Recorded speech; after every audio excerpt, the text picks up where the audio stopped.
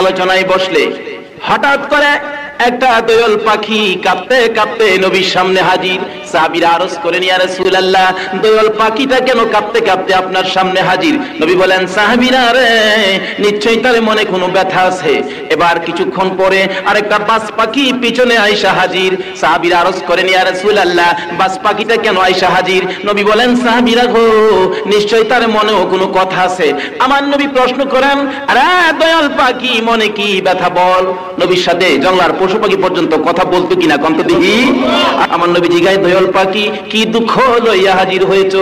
হাদিস শরীফ খুলে দেখুন, নবীর হাতে বসে দোয়েল গুনগুন গুনগুন করে কথা কয়, ইয়া রাসূলুল্লাহ, বাজ পাখিটা সারা দিন যাবত আমারে দৌড়াইতেছে খাওয়ার জন্য, আমার কলিজাটা সিরা খাবে হুজুর, ধরতে পারলে। কত জায়গায় লুকাইলাম, জীবনটা বাঁচাইতে পারি না, রাহমাতুল লিল আলামিনের সামনে আইসা গেছি।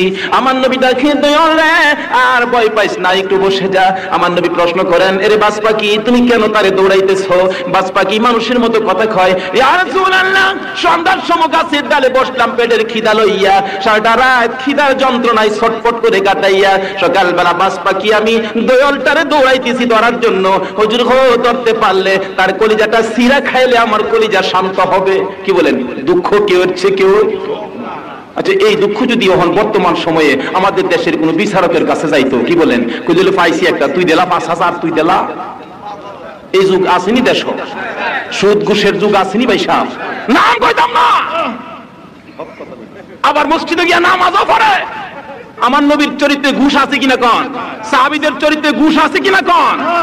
এইটা আবার বেহেশতে যাইতো নবীর সাফায়াত লইয়া যায় ও পারলে, বেহেশতের দরজা আমাদের ঠ্যাং ভাঙ্গা